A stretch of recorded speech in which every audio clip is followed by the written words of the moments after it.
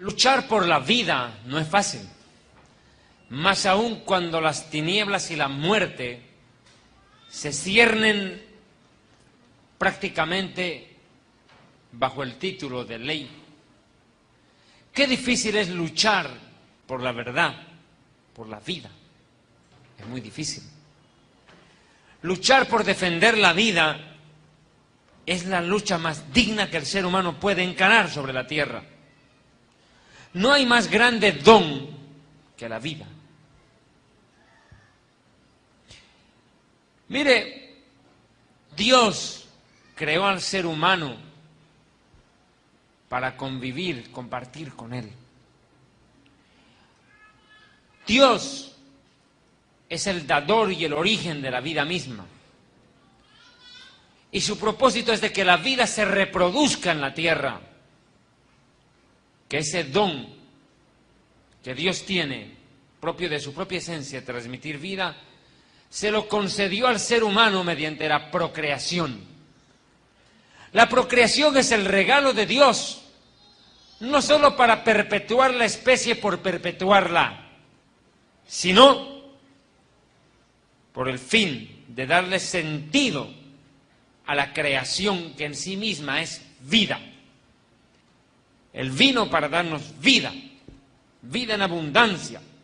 Y cuando se habla de este tema no solamente se habla de la vida en cuanto a la salvación o la vida eterna, aún el derecho a vivir aquí.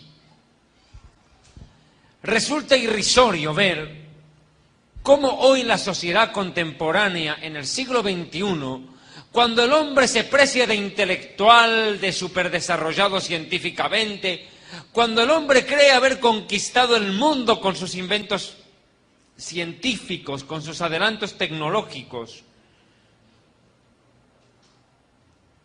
cuando el hombre ha alcanzado hoy un desarrollo que lo hace vivir de una forma envidiable en comparación a nuestros ancestros en la edad de piedra. Claro. En la época de Abraham, de Isaac, de Jacob, ellos no tenían un televisor a control remoto. Ellos no tenían un DVD, ellos no tenían una nave espacial, no tenían un carro. Hoy el ser humano vive lleno de comodidades, pero cada día es menos humano. Y cada vez que el hombre progresa tecnológica y científicamente, desciende espiritualmente hasta el punto de que las tinieblas lo dominan cada vez más. Es muy difícil. La sociedad de hoy se halla debatiendo un tema que para los salvajes ni siquiera está en discusión. La sociedad de hoy ha desatado una polémica en cuanto a un tema que para los pueblos, entre comillas, retrógradas, ni siquiera estuvo en el tapete. Les hablo del aborto. Yo nunca he escuchado que dentro de la cultura maya, azteca, tupí-guaraní, guaraní, mozatén, aucas, shuaras en el Ecuador, boricuas en Puerto Rico, ellos estén a ver qué hacemos, abortamos, no abortamos, a ver, vamos a un referéndum, a ver, levanten la mano, ¿cuántos caciques apoyan el aborto? Ellos no llamaban a sus caciques, a sus ancianos para debatir esos temas. Hoy, en el siglo XXI, se está debatiendo si la mujer tiene el derecho de matar a su hijo. ¡Qué increíble!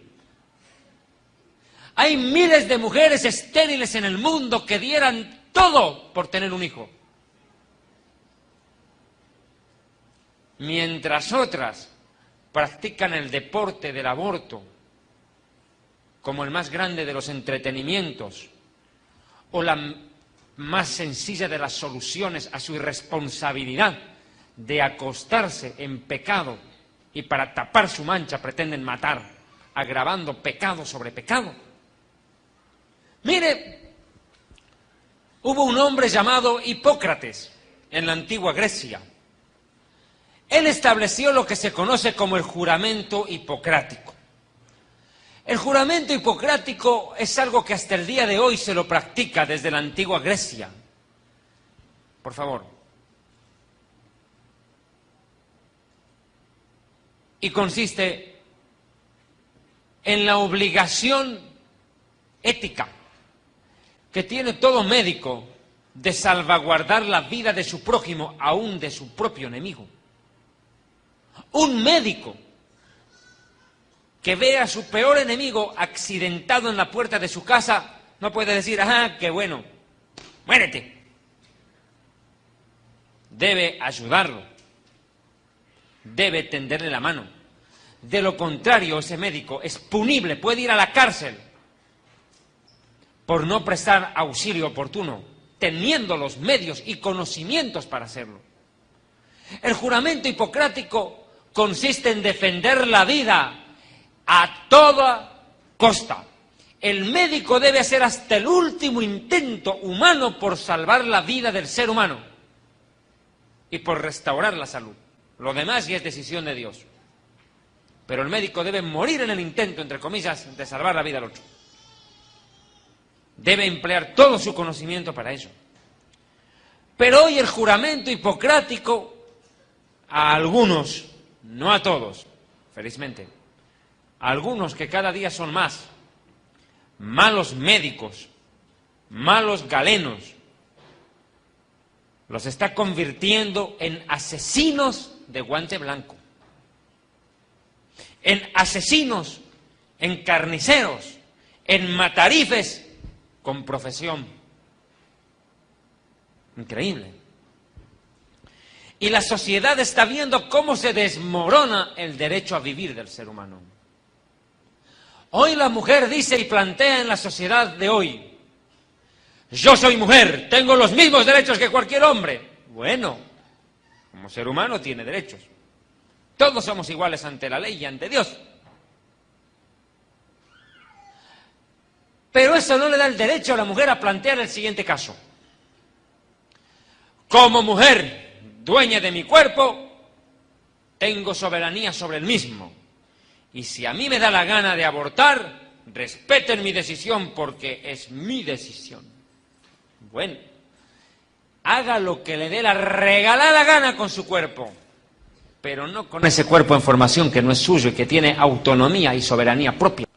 Hoy en día el aborto se está convirtiendo en el tema que más está enfrentando a la sociedad junto con la aceptación de los derechos de los homosexuales, que es un tema que al momento no lo voy a tocar. La mujer está queriendo utilizar como una razón, un justificativo para el aborto. Es que me violaron. ¿Y qué de la mujer violada? Existen 50.000 abortos en el Ecuador anualmente conocidos. Que yo sepa, no hay 50.000 violaciones. Puede haber 3, 4, 5, ya, digamos, pongámosle 100. A lo sumo en un año. Y que de esas 100 violaciones, las 100 queden embarazadas. Ya raro. No hay estadística capaz de sustentar el derecho de que porque me violaron mato. En la Biblia hubo un caso. El rey David presenció y supo cómo su propio hijo violó a su hermana. Y no hubo aborto. Se quiere hacer otro punto como excepción para permitir el aborto. ¿Cuál? Que la mujer interdicta declarada judicialmente, más claro, voy a hablar en términos más sencillos, de que también estoy hablando porque hay mucha gente experta en derecho que me está escuchando y está entendiendo lo que estoy hablando, pero lo voy a poner en un lenguaje no tan académico, sencillo también. Una mujer enferma mental, retardada mental, declarada por un juez como loca, está en un psiquiátrico, manicomio, una persona incapaz de valerse por sí mismo, una mujer que tiene el cuerpo de una de 40 pero piensa como una de 5 años de edad, no está en la facultad de ser madre, de tener derechos ni de adquirir obligaciones. Tiene derechos en todo lo que la pueda beneficiar, pero no puede adquirir obligaciones ante la ley porque es una persona incapaz de valerse por sí misma pese a la edad que tenga. Bien. Y están manifestando que cuando la mujer es enferma mental hay que practicarle aborto. En Bolivia pasó un caso muy singular. Escuche bien. Una mujer en Bolivia, recluida en un manicomio durante muchos años en Sucre, la capital del país, fue violada años atrás por uno de los propios médicos psiquiatras del hospital, resultando embarazada. La mujer padecía de una esquizofrenia crónica.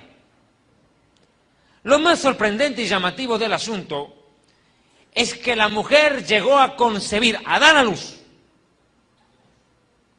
Y a dar a luz. Al momento del parto se produjo una reacción, dicen los médicos, psicosomática en su cuerpo, que la mujer recuperó la razón por el instinto de ser madre.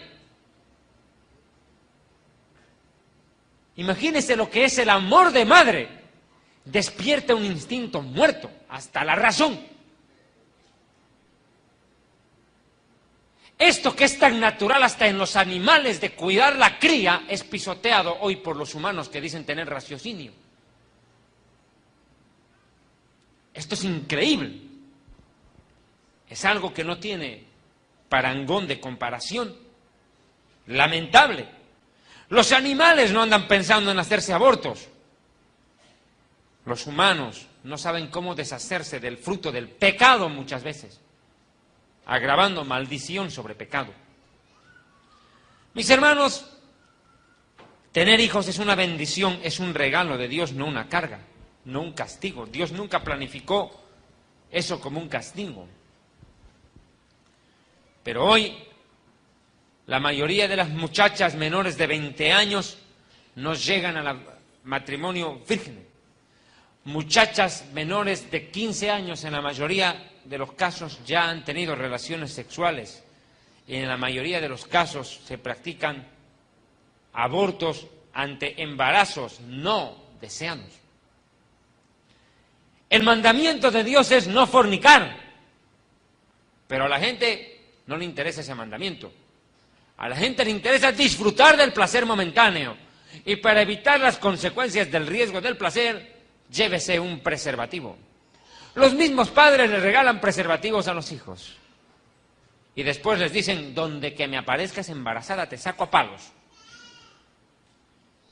Y por temor a la reacción del padre, por la incapacidad interna de saberse que incapaz de poder criar un hijo, la mujer decide abortar y el novio le dice, mira, si tú lo tienes te abandono y si tú me amas, abortas. Y si no lo haces abortar, te lo hago abortar a la fuerza. Terrible. Y este mal endémico de no tener una educación sexual correcta está llevando a la promiscuidad y al desenfreno. Lo peor de todo es de que los gobiernos sí tienen planes de educación sexual, en los cuales se les enseña cómo no embarazarse, pero no se les enseña cómo no pecar. ¿De qué sirve esa solución? Es una absurdez. Es poner un parche a un problema que no se puede seguir ocultando con un dedo. El aborto en sí es una maldición para los pueblos. Es una catástrofe. Cada día se aumenta la cantidad de abortos en el mundo. Calculan en, escuche, 80 millones de abortos anuales. 80 millones de abortos anuales. Impresionante. 2 veces la población entera de Colombia. Increíble. El aborto se está convirtiendo en la razón de vivir de muchos quienes viven del asesinato. El aborto se ha convertido en una industria rentable, por cierto, muy rentable. Hay mucha gente que vive del aborto, clínicas, médicos que practican abortos, en fin. Se está llegando a un punto de salvajismo jamás antes visto por las últimas generaciones. El aborto en sí era un remedio para casos excepcionales, cuando se aceptó el aborto, aún en las sociedades más antiguas, se veía el aborto como una desgracia o un accidente, como la solución forzada para salvar la vida de un ser. Una pareja está yendo en su automóvil de retorno a casa, la mujer embarazada, y en el camino un chofer irresponsable, un conductor irresponsable, se pasa el semáforo en rojo, impacta violentamente contra el carro donde viaja esa familia, y la mujer, por el golpe sufrido, se encuentra en riesgo de perder el bebé. Los médicos optan por salvar la vida de la madre en un principio. De los dos, mejor dicho, hasta donde se pueda, se trata de salvar a los dos. Pero cuando ven que el hijo ha sufrido el golpe, el traumatismo interno, tienen que tratar de salvar la vida a la madre, a como dé lugar. Salvar la vida de la madre es la preponderancia. Esta mañana, o esta tarde creo que fue, un hermano llamó por teléfono y me hizo una pregunta inteligente, ponderable. ¿Dónde en la Biblia está que primero hay que salvar la vida de la madre con preponderancia del hijo en un eventual aborto? Vaya pregunta. A veces uno no tiene la respuesta al dedillo, por predicador que sea. Pero pude recurrir a una explicación rabínica, judía, muy antigua, hoy en la tarde mismo, para entender cómo se aplica esto en la Biblia. Y pude encontrar un versículo que le llamará la atención. Usted dirá, hermano, pero ese versículo, primero léalo y va a entender por qué. Deuteronomio capítulo 22, versos 6 y 7. Usted me va a decir, hermano, ¿aquí me está hablando de qué? De todos modos, yo le pido que tenga la amabilidad de hacerlo. Deuteronomio capítulo 22. Podemos ir aún hasta el verso 5, que habla sobre un tema que a veces poco se le da importancia en la iglesia. ¿Encontraron? Deuteronomio 22, verso 5. No estará sobre la mujer vestidura de hombre, ni el hombre vestirá ropa de mujer. Por tanto, el travesti es un pecador. ¿Me está entendiendo? Está claro. Y hoy en día, más aún, donde el libertinaje en la vestimenta dentro de las iglesias le permite a la mujer venir casi desnuda al culto. Como Dios no ve la apariencia, ve el corazón, hay que aguantar cualquier barbaridad. Tengo pues una mala noticia para la mujer que piensa eso, a la mujer que viene a seducir, no a alabar a Dios. Tengo esta respuesta para usted. Usted dice que Dios no mira la apariencia, mira el corazón. Pues qué tan podrido estará tu corazón que la apariencia se te sale.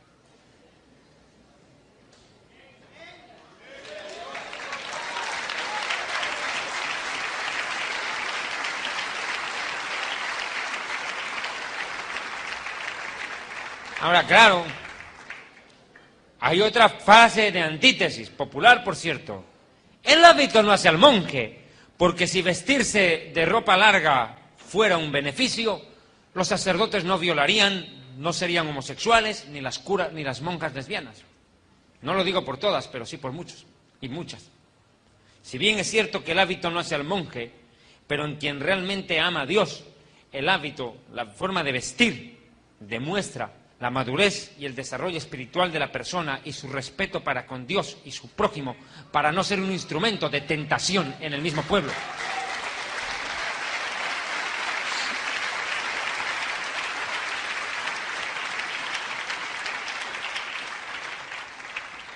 El hombre no vestirá ropa de mujer porque es abominación. Bueno, más claro, asqueroso, repudiable. Repudiable. Hay familias en las cuales al niño de 5 años le ponen ropa de mujercita y después dicen, ¿por qué te volviste homosexual? Increíble. Al niño cuando llora le dicen, no tenés que llorar, vos sos hombrecito, y termina siendo homosexual. Porque el llanto es parte de la vida del humano. Yeshua, el Hijo de Dios, lloró cuando Lázaro murió. Lloró. Lloró. Y hasta el punto que derramó sangre antes de ir a Getsemaní. Y me vienen a decir que el hombre no tiene derecho a llorar. El rey David lloró. Muchos hombres lloraron en la Biblia y no dejaron de ser hombres. ¡Qué cosas! Pero fíjate vos el verso 6. Estamos hablando si la madre tiene más derecho de vivir que el hijo en un eventual aborto. Mira el versiculito que aparece por acá. Cuando encuentres por el camino algún nido de algún ave, o en cualquier árbol, o también sobre la tierra, con pollos o huevos, a la madre echada sobre los pollos o sobre los huevos, no tomarás la madre con los hijos. 7. Dejarás viva a la madre y tomarás los pollos para ti, para que te vaya bien y prolongues tus días. Si a un ave Dios le da la preferencia de vivir a la hembra, a la madre, ¿cuánto más a un ser humano? Mire, usted va a decir, hermano, ¿qué interpretación bíblica es esa? Fácil. Se llama interpretación bíblica por deducción. Sencillo. Se aplica en casos en que la palabra de Dios alude a un hecho para interpretárselo. Lo repito una vez más. Aquí la Biblia establece, vuelvo a leer, cuando vayas por el camino y veas cuando encontres por el camino algún nido de ave en algún árbol o sobre la tierra con pollos o huevos, y la gallina, la madre, el pollo, hembra, echada sobre los pollos o sobre los huevos, no tomarás la madre con los hijos. Dejarás ir a la madre, a la gallina en este caso, digamos, y tomarás los pollos para ti, para que te vaya bien y vivas largos días. Es un acto de crueldad cuando prefieres como que salvar la vida al niño en el vientre, haciendo morir a la madre. La madre puede llegar a tener otros hijos con la ayuda de Dios y sanar su corazón y el trauma de perder un hijo. Pero ese niño con apenas segundos de venido al mundo no tendrá una madre que lo amamante, no tendrá una madre que lo eduque. Hermano, es una decisión bien difícil de tomar. Una de las fuentes del derecho y de la ley es la jurisprudencia. La jurisprudencia, un hecho que toma fuerza de ley. Pasó en la Biblia, cuando dos mujeres reñían, discutían sobre quién sería la madre. Acuérdense el caso del sabio Salomón, Melech Israel, Shlomo, el rey de Israel. Le pusieron un caso bastante complejo. Le dijeron, mira, rey, hay un problema. Aquí esta mujer dice que es su hijo, que este niño es de ella, yo digo que es el mío. Y no sabemos qué hacer. El rey dice, bueno, traigan al niño, partamos con un cuchillo por la mitad y cada cual llévese el pedazo. Y la madre dijo, no, yo prefiero perder el hijo pero que se vaya vivo. Dijo, esta es la madre. Él actuó por una revelación de Dios. No dijo el rey Salomón, a ver, ¿qué dice la Biblia en este caso? Él actuó por una deducción sabia de Dios de cómo resolver un asunto jamás antes presentado en Israel. Nunca se había presentado ese caso. Era la excepción. Pero la forma de solucionar esa excepción enseñó otras soluciones y se hizo ley. Mire, mi amigo, hoy en día se puede ver en este pasaje bíblico que la preponderancia de salvación en cuanto a la vida o la muerte la tiene la madre en el momento de un desafortunado aborto, que pudiera darse por una causa natural o aborto por causa de accidente. Pero no un aborto que se practica por el mero hecho de querer abortar para no tener un hijo que criar y una responsabilidad menos que tener. Mis hermanos, el aborto es crimen por donde se lo mire. La escritura es taxativa, es textual, no da variantes. La ventaja que tiene la Biblia sobre cualquier ley humana, mis amigos, es que la Biblia tiene valores absolutos, eternos y perfectos. Los preceptos de Dios no se circunscriben al tiempo, al espacio, a la moda, a la antigüedad, al gusto de los pueblos. Y aquí quiero entrar a un punto. Frecuentemente se maneja la frase, la voz del pueblo es la voz de Dios. O sea, todos tienen la razón, y si todos tienen la razón, es que Dios los impulsa. Esa es una mentira. Que si esa fuera la verdad, entonces todo el mundo anda bien. Uy, el loco es Dios, no el hombre. No puede ser. Mis amigos, la mayoría de la humanidad está a punto de aprobar algo criminal. Y no por eso es la voz de Dios, porque la mayoría lo diga. Dios felizmente es teócrata, el gobierno de Dios, y Dios no es demócrata. Dios no depende de, a ver, muchachos, levanten la mano en la tierra todos los que están de acuerdo con el aborto. Mejor dicho, vamos a ver, ¿quiénes están de acuerdo con que yo siga siendo Dios? A ver, levanten la mano, a ver, por un voto, campaña electoral Ángeles, hagan campaña para mí. A ver, vayan a la tierra y convenzan de que voten por mí. Ah, qué pena, perdí por un voto, dejo de ser Dios. A ver, algún humano asume el trono, pase. Eso no tiene sentido. La democracia para Dios no tiene razón de ser. Ese es el gobierno del hombre, la teocracia es el gobierno de Dios. Y la Iglesia vive bajo un sistema teocrático, nosotros vivimos bajo la ley del reino de Dios, en principio. Debemos honrar y respetar la ley y las autoridades civiles, políticas, claro, pero nunca cuando un gobierno, una ley o un parlamento dictamina una ley contra el derecho bíblico, contra la palabra de Dios, porque ahí sí se aplica. Necesario es obedecer a Dios antes que a los hombres. No hay otra opción.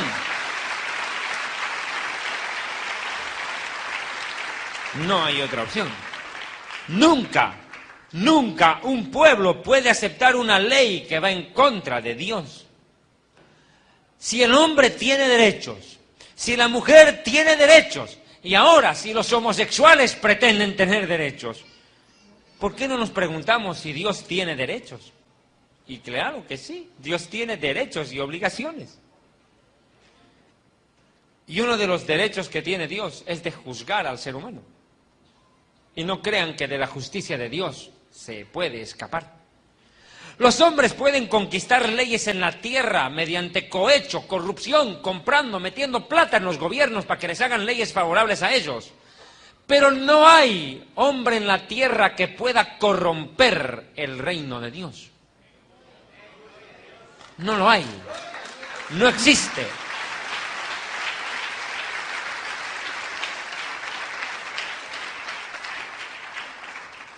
Mire, mis amigos, aquí hay un punto acerca del aborto que me parece necesario y de menester tocar.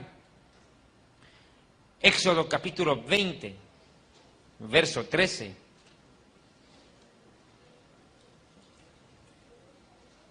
Éxodo 20, 13.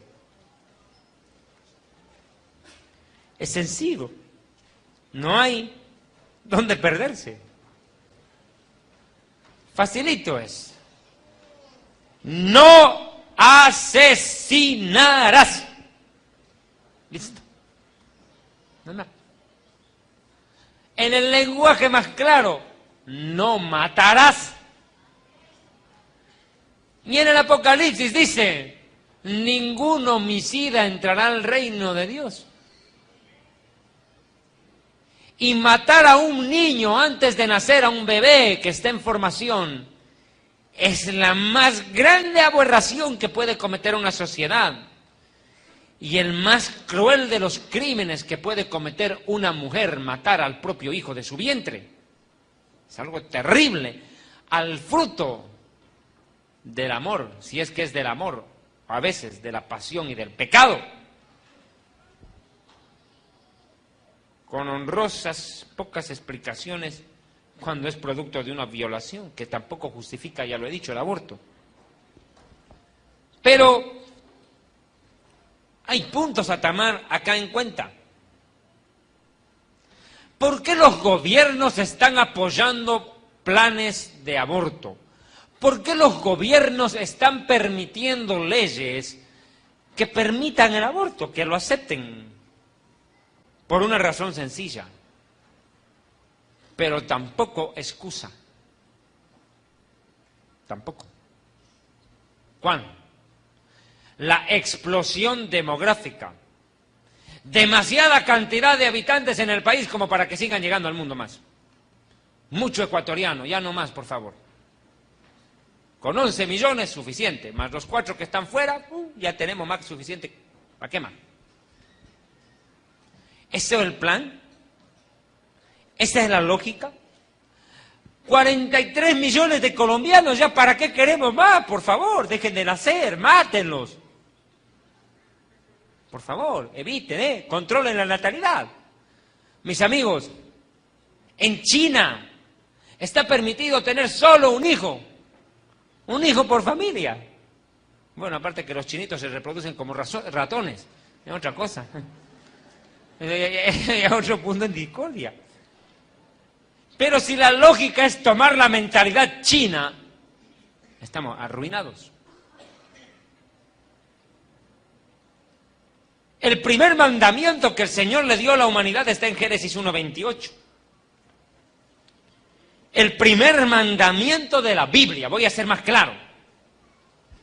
Cuando Adán y Eva recién fueron creados, Dios ya daba mandamientos, ya daba mandatos.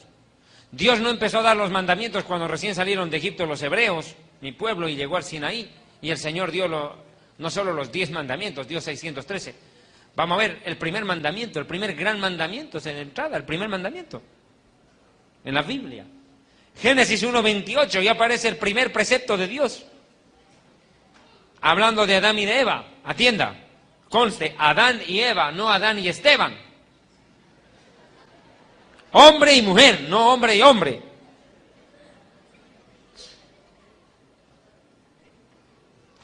Y los bendijo Elohim, Dios, y les dijo, primer mandamiento, fructifíquense y multiplíquense, llenen la tierra y gobiernenla.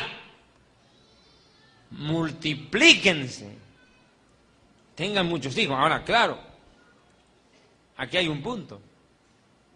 Usted dice, pero hermano, yo no puedo tener 100 hijos. Un problema. Yo podré criar 4 o 5, pero no 100. Pero qué cosa curiosa. Los pueblos supuestamente incultos tienen muchos hijos. ¿Qué pasó? Y se sustentan, viven. No hay justo que mendigue pan, ni su descendencia. Cuando uno ama a Dios, no hay justo que mendigue pan. Dios sabe suplir la necesidad de los que le aman. ¿Acaso no dijo hombres y mujeres de poca fe?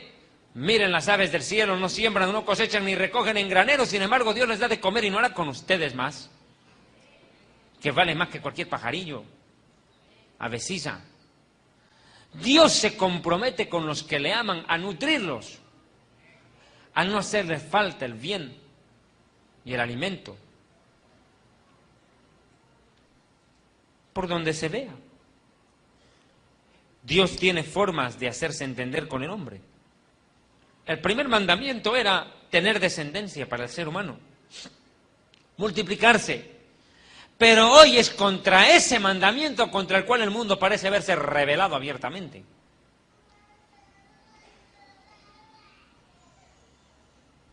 El aborto es un genocidio que quiere tener carácter legal. Nosotros los judíos hemos soportado un genocidio terrible hace casi 70 años. Adolf Hitler instaura el régimen nazi del Tercer Reich en Alemania, invade Polonia, Hungría, Checoslovaquia, invade muchos países europeos y comienza la gran masacre de judíos, el exterminio, la loca obsesión de Hitler de acabar con un pueblo, con nosotros. Mueren 6 millones de judíos que, aunque quieran desconocerlo, es una realidad. 6 millones de judíos murieron. Un genocidio. ¿Qué quiere decir genocidio? Exterminar a un pueblo. Ahora yo me pregunto, ¿quién es peor? Hitler matando a 6 millones de judíos, o algún gobernante que apruebe una ley que mate a 80 millones, se haga parte de los cómplices de la muerte de 80 millones de niños al año.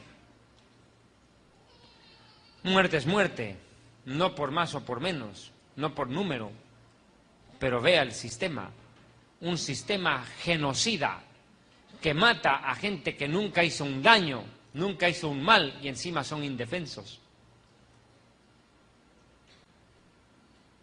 Mata a gente inocente que nunca hizo mal y encima son indefensos en el vientre. No pueden gritar, no pueden pedir auxilio. No pueden decir, mamá, por favor, me están metiendo unas tijeras, algo. La mamá va a decir, te aguantas, mijo, porque no te quiero. ¡Qué terrorífico! ¿Saben cómo suena eso? Tenebroso. Yo lo decía ayer. En Isaías 49:15 hay un verso sorprendente. Isaías capítulo 49, versículo 15. Cuando Dios quiso que el hombre entienda la profundidad del amor que Él tiene por nosotros, a ver, digo, ¿cómo les hago entender a estos humanitos de carne, hueso y sangre que los amo? ¿Cómo les hago entender primero qué es el amor? A ver, ¿en qué pueden ver ellos el ejemplo del amor? En los pajaritos, en las golondrinas, en los gallos, la gallina, el pato, en la plantita. No. Tiene que ser un ejemplo real, vívido para sus experiencias, que ellos puedan entender lo que es el amor y lo que uno por amor es capaz de hacer. A ver, ¿cuál ejemplo les pongo a estos cuates para que me entiendan? Y dijo Dios, el más grande ejemplo de amor y de abnegación y de entrega es el amor de la madre por un hijo. Y Dios, valiéndose de ese ejemplo, dice en Isaías 49:15, ¿se olvidará la mujer de lo que dio a luz para dejar de compadecerse del hijo de su vientre? Aunque ella lo olvide, yo nunca me olvidaré de ti, aunque ella lo olvide, que puede ser lo último que ocurra. Hoy no es lo último que puede pasar, es lo que está aconteciendo comúnmente. Mire, ahora el ejemplo del amor de madre por un hijo ya no es suficiente para hacerle entender al ser humano lo que es el amor. Porque la mujer, que era el ejemplo de la abnegación, no lo digo por todas, a Dios gracias, la madre, el ejemplo de la abnegación, del amor, de la entrega sin límite, incondicional y total, hoy ve que ese ejemplo, ese monumento que se ganó la mujer durante tantos siglos, se cae al piso. Y la mujer se está convirtiendo, qué triste, hoy, en el personaje más depravado de la sociedad. Si antes los varones eran los machistas, los malvados, los crueles, los tiranos, ahora hoy se puede ver que la mujer se está convirtiendo en el ser más depravado de la especie en el planeta. Porque es la propia madre que dice tener uso de razón por ser humana la que decide matar sin compasión a su propio hijo. Qué terrible más, qué más grande muestra de lo terrible, de lo desastroso y tenebroso que es el tiempo actual que se vive. No hay forma de explicar. Aquí Dios dice, aunque ella olvide a su hijo, eso que casi nunca pasa. Claro que un hijo tiene un valor preponderante. Una mujer tiene 5 hijos, se le muere uno, le quedan 4. Esos 4 no puede decir la madre, qué bien, no importa, se murió uno, me quedan 4.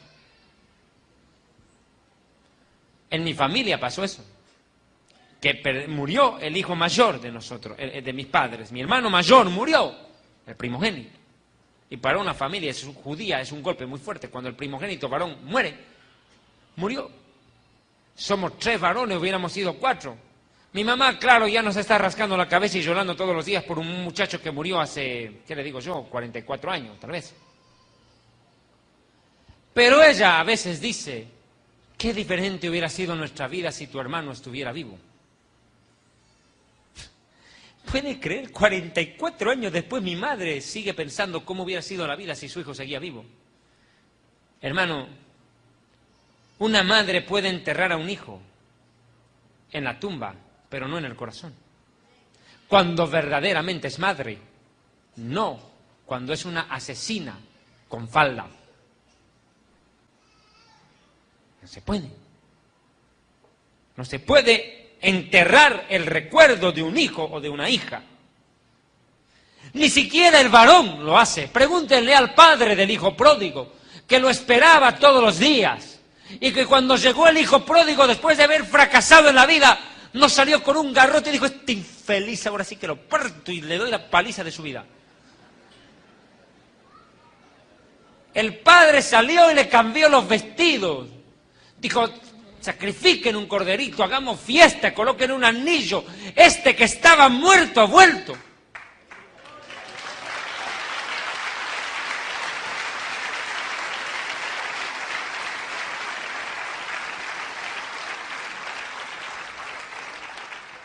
El padre, el varón,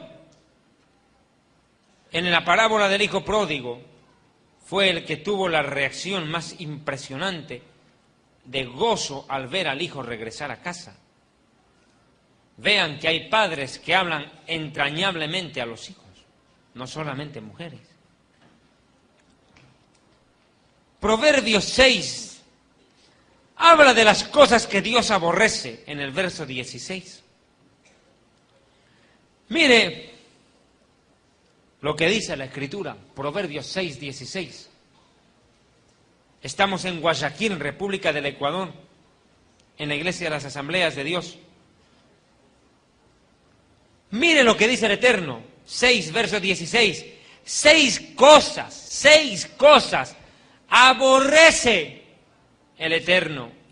Y aún 7 son una abominación, algo ya es colmo delante de él. Asqueroso, repudiable, en extremo. ¿Qué cosa es lo que Dios odia? Los ojos altivos, la gente que se cree mucho, la gente que se cree más de lo que realmente es o puede. La lengua mentirosa. Y mire esto, las manos derramadoras de sangre inocente, sin contar el corazón que anda planificando la suciedad y la maldad, y los pies presurosos para correr al mal, el testigo falso que habla mentiras, y el chismoso que hace pelear a los hermanos, el metelíos. A veces lo llaman suegra. Lo cierto es de que hace pelear a veces a la pareja.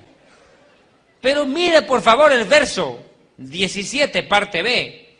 Las manos derramadoras de sangre inocente odia a Dios. ¿Y qué cosa más inocente que la vida de un ser que ni siquiera acabó su formación? Un ser indefenso. Y matarlo sin compasión. Cada vez la sociedad y el hombre se vuelve más cruel. El Mesías dijo, y a causa de haberse multiplicado la maldad, el amor de muchos se enfriará.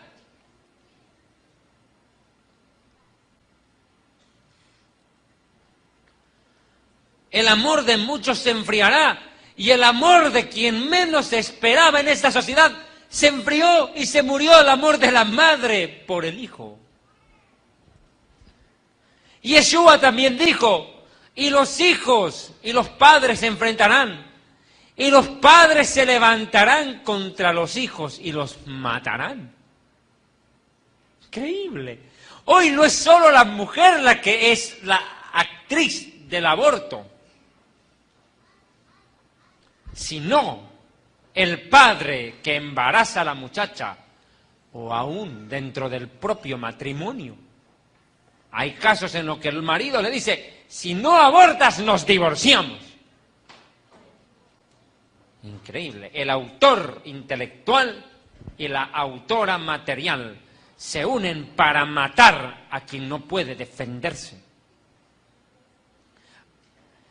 Pero ¿qué cosa es la vida?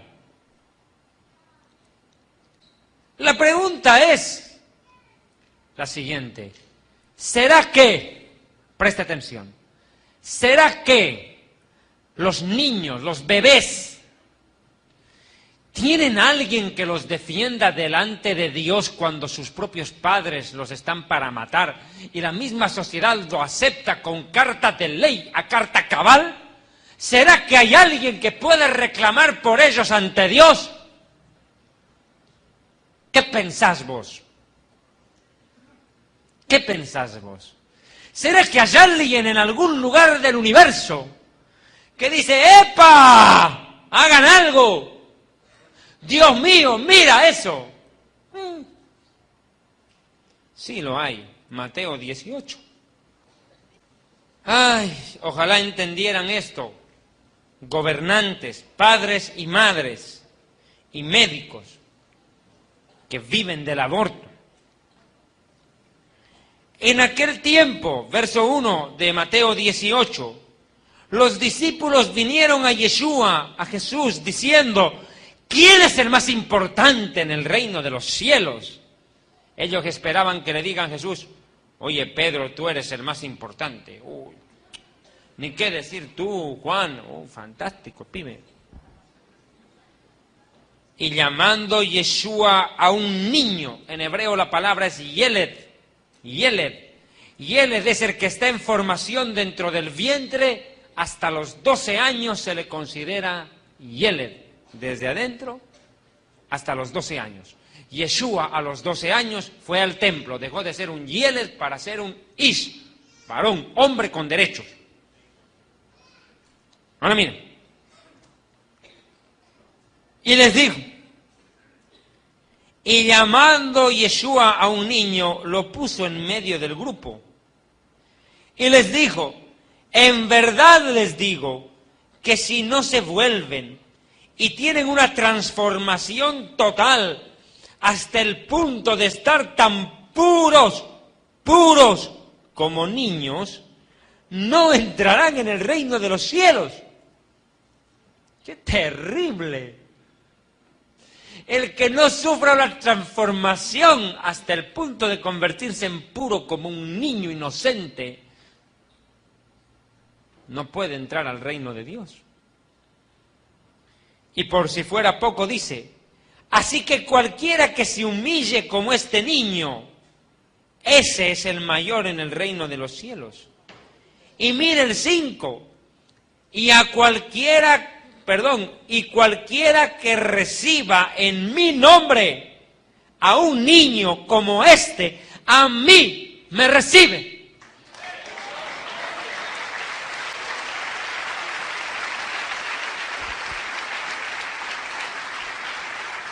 Mire, hermano, el Mesías, no encontrando a alguien con quien identificarse, toma el efecto y el ejemplo más contundente y al mismo tiempo el menos pensado que cualquiera de esa multitud hubiera entendido. Él toma un niño y dice, el que lo recibe, a mí me recibe. ¿Y dónde cree que lo reciben? En el mundo, pues, mijo. Cuando una madre o un padre reciben a un niño, están recibiendo la visita del mismo Hijo de Dios. Y no estoy diciendo que ese niño sea el niñito Dios, lo que los católicos quieren hacernos tragar de cuento. Meramente estoy diciendo lo que el versículo dice, no lo que le quieren hacer decir al versículo. Estoy leyendo lo que el versículo dice, no lo que le quieren hacer decir al versículo. Cualquiera que recibe a este niño en mi nombre, a mí me recibe. Y a cualquiera que haga tropezar a alguno de estos pequeños que creen en mí, mejor le fuera que se le colgara al cuello una piedra de molino de asno y que se le hundiera en lo profundo del mar. ¿Puede darse cuenta el tipo de castigo que recibirá la madre que aborta cuando tenga que presentarse ante Dios? Mejor fuera que después del aborto se atara una piedra y se tirara en el océano Pacífico que se la coma un tiburón.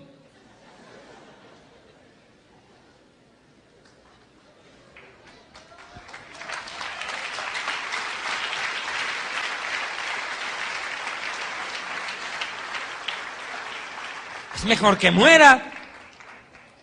Mire lo que dice después. ¡Ay del mundo por los tropiezos! Fíjese. Porque es necesario que vengan tropiezos. Sí, estas cosas van a pasar.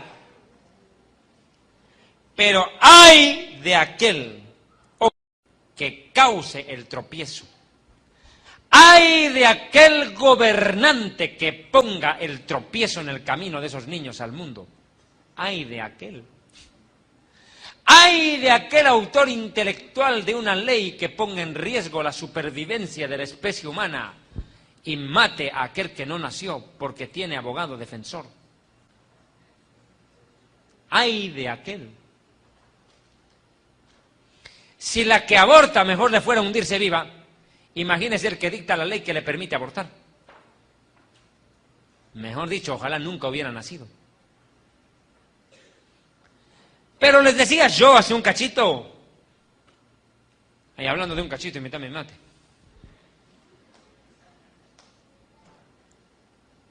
¿Quién puede clamar a favor de esos niños? ¿Quién puede pedir auxilio a su favor? Verso 10. Miren. Verso 10, escuche.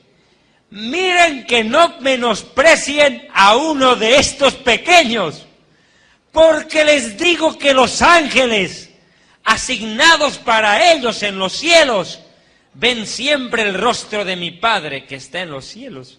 Uy. Mientras los gobernantes hacen leyes para matarlos mediante un aborto, los ángeles se reúnen y piden justicia a Dios contra los asesinos. ¿Sabe lo que es eso? Cuando una madre, un médico, un gobernante, un padre ordena, permite o es cómplice o oculta un aborto, está asesinando al embajador de Dios en la tierra, ese niño. Al que lo reciba, a mí me recibe. ¿Pueden entender?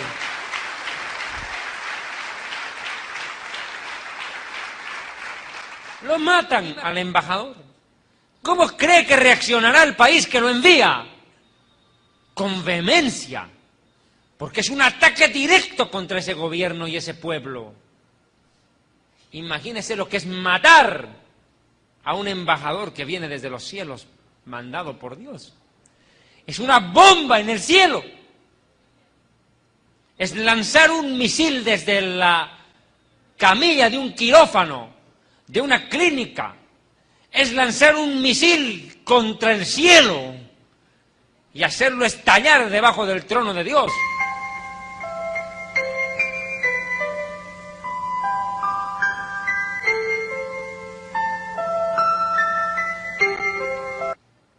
Claro que Dios no se va a morir ni se va a asustar, pero sí sabrá cobrar venganza por el disparo. Y les devolverá el misil como boomerang y 1000 veces más, porque el que siembra cosecha. Y no cosecha una semilla, el que siembra una semilla cosecha un árbol. El que siembra vientos cosecha tempestades. Matar a un niño no tiene nombre, maltratarlo tampoco. Los ángeles del cielo protestan ante ellos. Protestan. Es tan importante el valor de la vida de un bebé y de un niño para Dios, que Mateo 19 dice, verso 13, entonces le fueron presentados unos niños para que colocara su mano sobre ellos y orara. Y los discípulos dijeron, fuera, fuchi, fuera, salgan de aquí. Y Yahshua dijo, dejen a los niños venir a mí y no se lo impidan, porque de ellos es el reino de Dios. Y habiendo puesto sobre ellos las manos para bendecirlos, se fue de allí. Usted me podrá decir, hermano, ¿hay algún versículo en la Biblia que abiertamente diga no abortar? Claro. No habrá mujer que aborte. Listo. ¿Se acabó? no habrá mujer que aborte. Textual. No hay dónde perderse. Mire lo que me pasó. Yo estaba en un ayuno orando al Señor, clamando a Dios. Venía en una seguidilla de campañas y yo estaba pidiéndole a Dios que me dé la sabiduría y los temas para ir a enseñar allá. En ese sueño el Señor tuvo misericordia de mí y me mostró el cielo, la nueva Jerusalén. Y una de las cosas que me impactó en esa visión que tuve del cielo es ver a millones de niños corriendo en medio de los ángeles y jugando con ellos. Millones que corrían por jardines donde hay flores más hermosas de lo que tú podrías imaginar. La flor más colorida de este planeta es opaca con relación a lo que se ve arriba, donde los colores cobran vida misma. Y yo, para explicar esto, yo le pregunté al Señor, ¿quiénes son esos niños que están allá afuera? ¿Tantos? ¿Quiénes son? Y el Señor me dijo, escucha, estos son los niños que sus madres abortaron en la tierra. Les privaron el nacimiento y están esperando aquí el día del juicio para condenarlas si no se arrepienten. Serán ellos mismos quienes las condenen. Pregúntele. Si la Biblia dice que de los niños es el reino de Dios, no creas que los vas a encontrar en el infierno. A los que los vas a encontrar en el infierno son los que abortaron, fueron cómplices u ocultaron el crimen e hicieron la de Poncio Pilatos, de lavarse las manos y hacerse los locos y ser felices, entre comillas.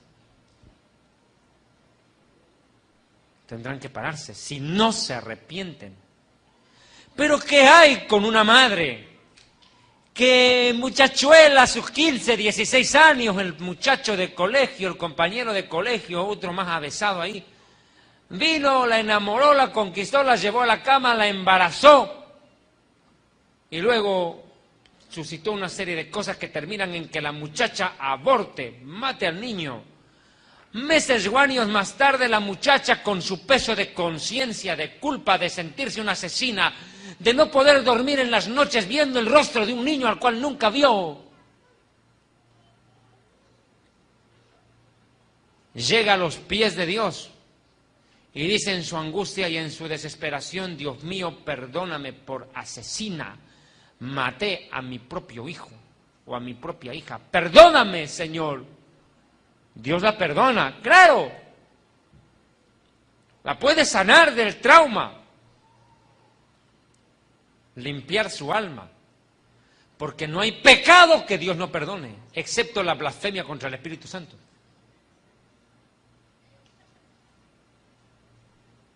Perdona.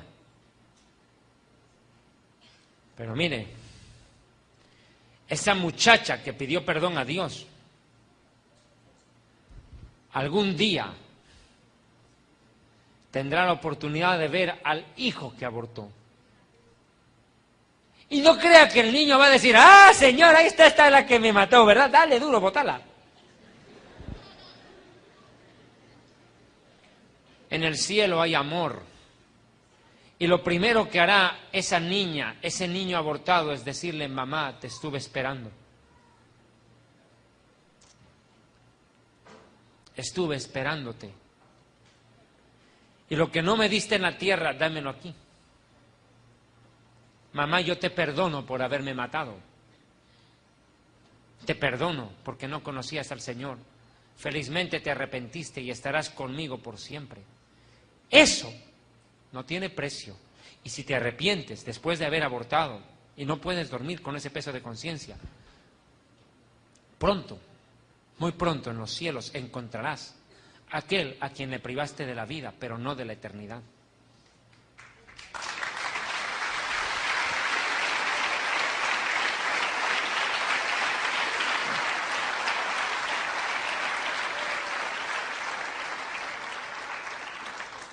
Qué terrible, ¿no?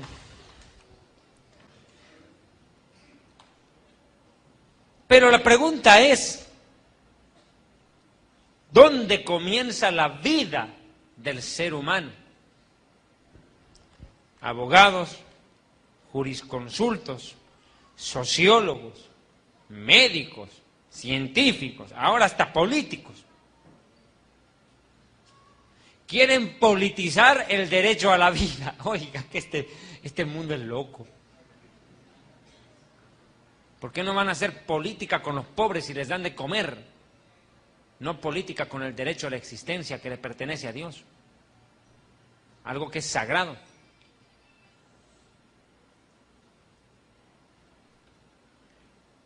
Existen dos opciones, dos corrientes, dos vertientes de pensamiento.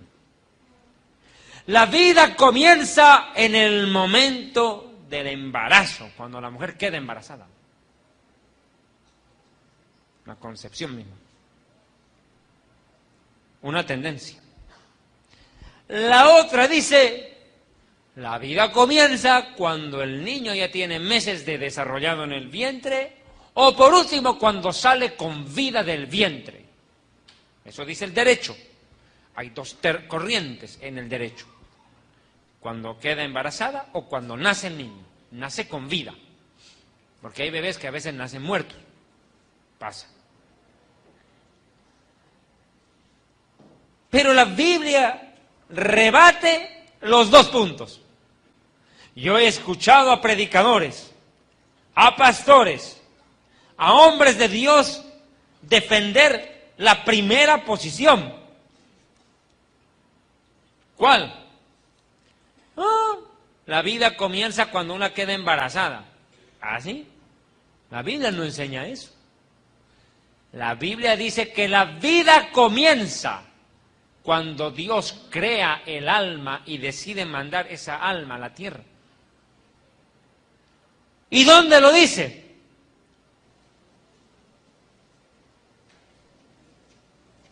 ¿Encontró? 1:4.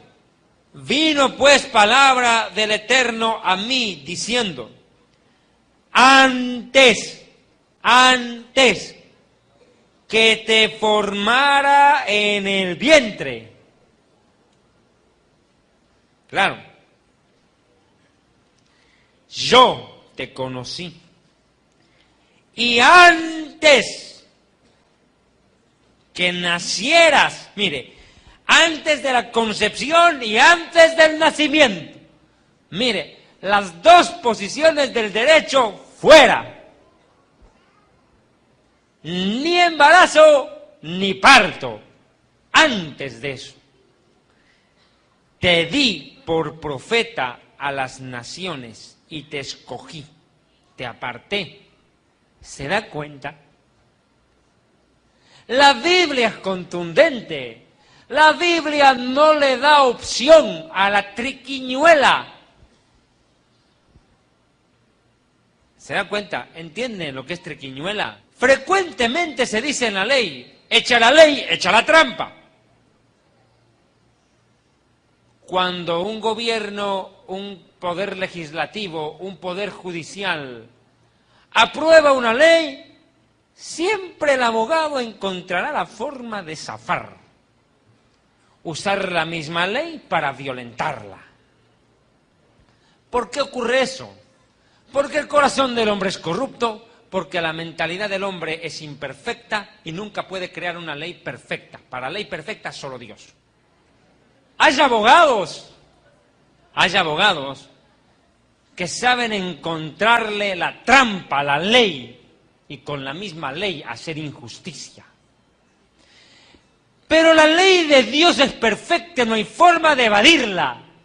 No hay forma de encontrarle la triquiñuela, aunque hayan falsos predicadores y profetas que usando algunos versículos de la Biblia pretendan hacer lo que les da la gana con la gente que asiste al culto.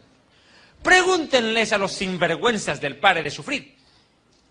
Una mujer aparece en un spot televisivo y en unos afiches en las calles del Ecuador. Y dice, abortar no fue una decisión fácil, pero tuve que hacerlo. ¿Quién me puede juzgar? Pues Dios. y el niño que abortó también, la víctima. La vida comienza desde antes del nacimiento y de la concepción. Alguien lo dijo claramente. Job, vea Job, el libro de Job. ¡Hey, Job! Capítulo 10, verso 8. Tus manos me hicieron y me formaron. Ahora te vuelves en mi contra y me deshaces. 12 al 17. Vida y misericordia me concediste, y tu cuidado, tu protección guardó mi espíritu. Estas cosas tienes, Señor, guardadas en tu corazón, y yo sé que están cerca de ti. Si pequé, tú me has observado, y no me tendrás por limpio de mi maldad.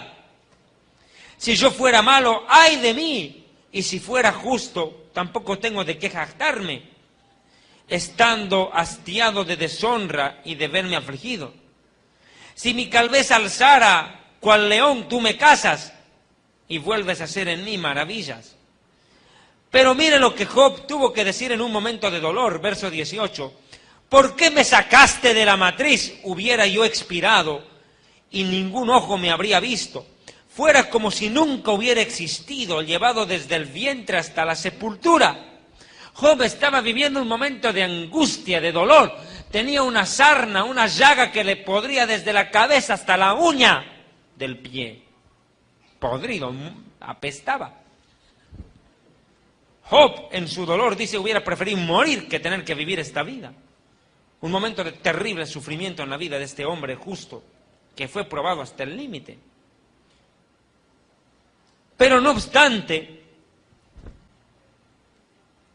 mire lo que dice en el verso 9. Acordate, Job 10:9, que como a barro me diste forma y al polvo me has de volver. ¿Acaso no me vaciaste como a leche y me cuajaste como a un queso? Me vestiste de piel y de carne y me tejiste con huesos y nervios. Qué fantástica declaración para un hombre que no sabía lo que era un ginecólogo, no sabía lo que era una ecografía. Job, un hombre que vivió en la época de Abraham. Imagínense. Abraham existió 1900 años antes del Mesías. Casi 2000 años. Y ya Job, en esa misma época, habla de la formación del ser humano en el vientre. Formación perfecta. Pero no fue el único que se atrevió a hacer tremenda y contundente declaración. Fíjate, por favor, otro pasaje. Salmo 139, verso 13. ¿Encontraron? Porque vos formaste mis entrañas. Tú definiste si soy varón o mujer. Tú me tejiste en el vientre de mi madre. Te alabaré porque he sido maravillosamente formado. Es una maravilla el proceso del nacimiento, la gestación y el nacimiento. Por favor, prodigiosas son tus obras. Mi alma, no dice mi cuerpo, mi alma lo sabe muy bien. Primero es el alma, luego el cuerpo y finalmente el nacimiento, la vida y la muerte y la resurrección. Entiendan. El proceso del ser humano no es nacer, crecer, multiplicar y reproducirse y morir. No. La vida del ser humano es alma, embarazo, desarrollo, nacimiento, crecimiento, vida, procreación, muerte y resurrección. Simple. No hay dónde perderse. Cuando usted comete un aborto, mata, no el cuerpo. Mata la posibilidad de hacer mejor al mundo a través de un hombre que cambia la historia o de una mujer. Hoy en día la gente dice, bueno, a través de los métodos científicos podemos darnos cuenta si el niño está enfermo y si vale la pena que nazca o no. Si la madre de Beethoven hubiera pensado como ellas o como ellos, que hoy piensan así, nunca jamás hubiera dado a luz a un hombre ciego, sordo, mudo. que cambió la historia de la música y del arte para siempre. El que en los papeles mejor ni nazca, cambió la historia de la música. A Dios gracias, la madre de Beethoven no era una muchacha de 15 años abortando después de haber pecado. Ahora fíjate lo que dice acá. Y mi alma lo sabe muy bien. 15. No fue encubierto de ti mi cuerpo. Mire, bien que en secreto fui formado. ¿Qué quiere decir eso? Que el Señor no necesita un telescopio, Dios no necesita un aparatejo para ver qué está pasando en el vientre, si el niño está en posición, si está bien el cordón umbilical, si es de que el agüita está temperada ahí dentro, si el chiquito se siente cómodo, si hay que pasarle un televisor con control remoto durante los 9 meses. Ese no es el problema.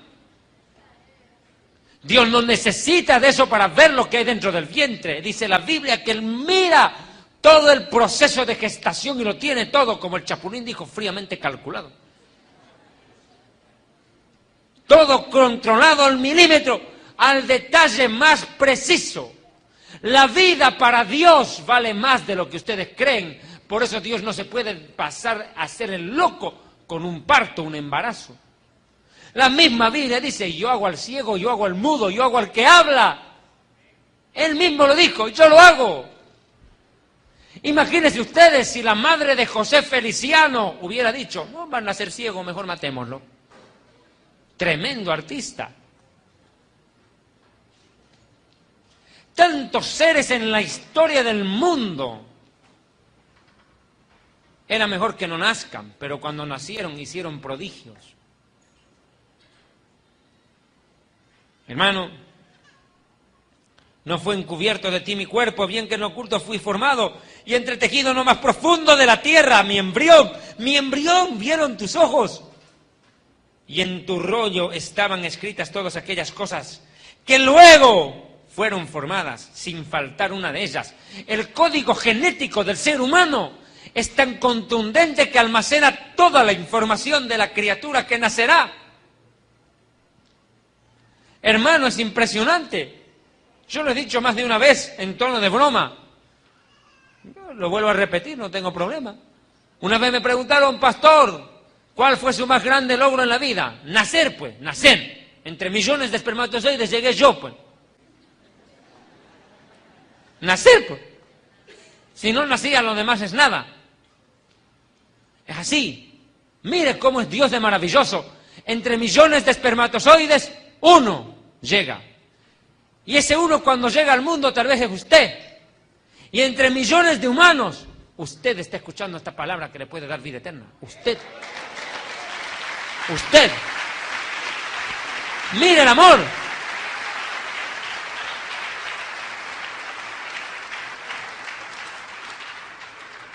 Mire cuán grande es el amor de Dios, que no habiéndose cansado de escogerte para mandarte al mundo, ahora te escoge para mandarte al cielo cuando te arrepentís. Dios te llama al arrepentimiento y aceptas la invitación, te salvás.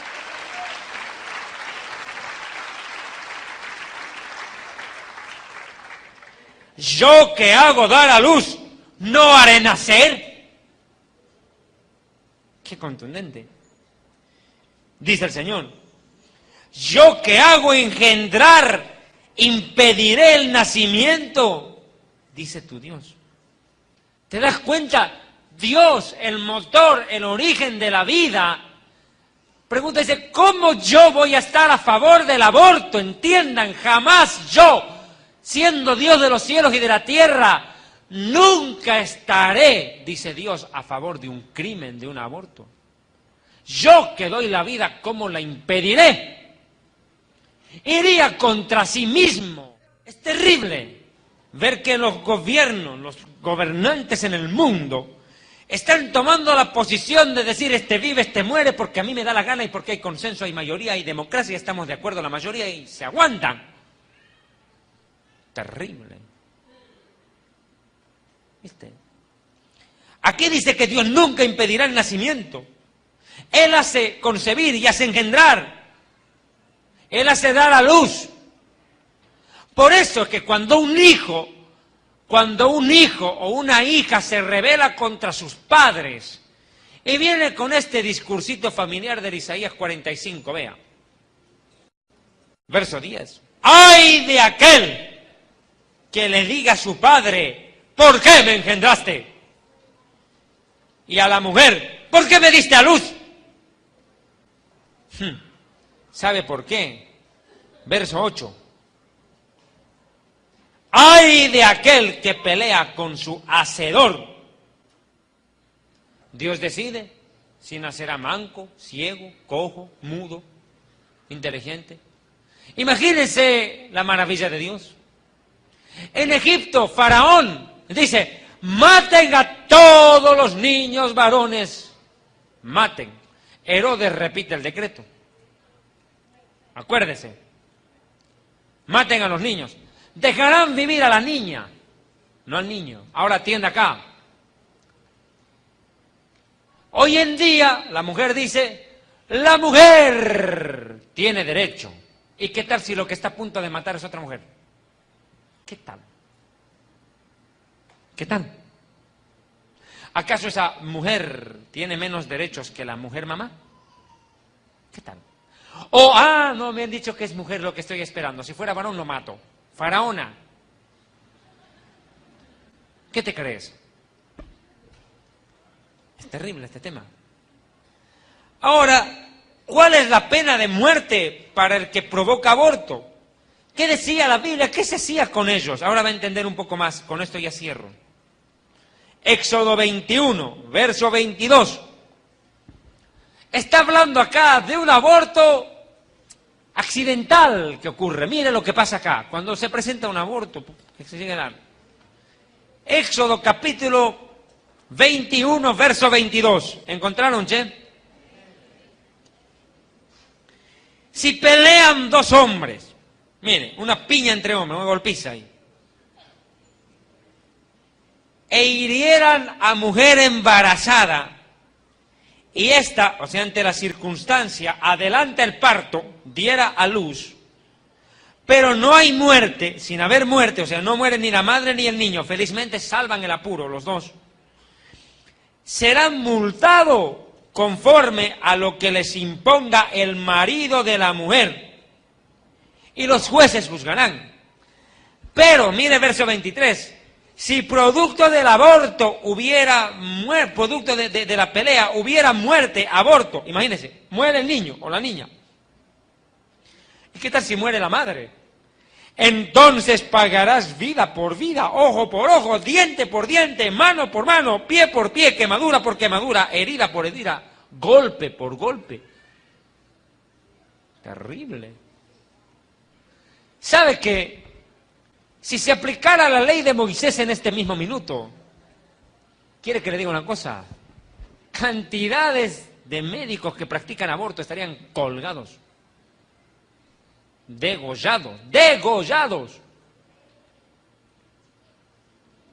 Pero usted me dirá, ay, qué tranquilidad de ellos, aquí no hay quien los degüelle. Sí, pero hay de aquel que haga eso, porque mi amigo, teman a aquel que puede matar el cuerpo y el alma en el infierno. Sí, témanle a Dios. Porque Él sí puede hacer algo más que degollar, mandar al infierno al asesino. Él es el dueño de la vida. Él es el dueño de todo. Él da la vida, Él quita la vida, Él hiere, Él sana, Él perdona, Él limpia, pero también castiga y juzga. Nadie puede hacerse el loco con Dios. Amados hermanos, para cerrar, nunca olvide, resumo lo que dice la palabra de Dios, sencillito, verso 13, y présteme atención a las cámaras. No asesinarás. Y Apocalipsis 21 dice, ningún asesino entrará al reino de Dios.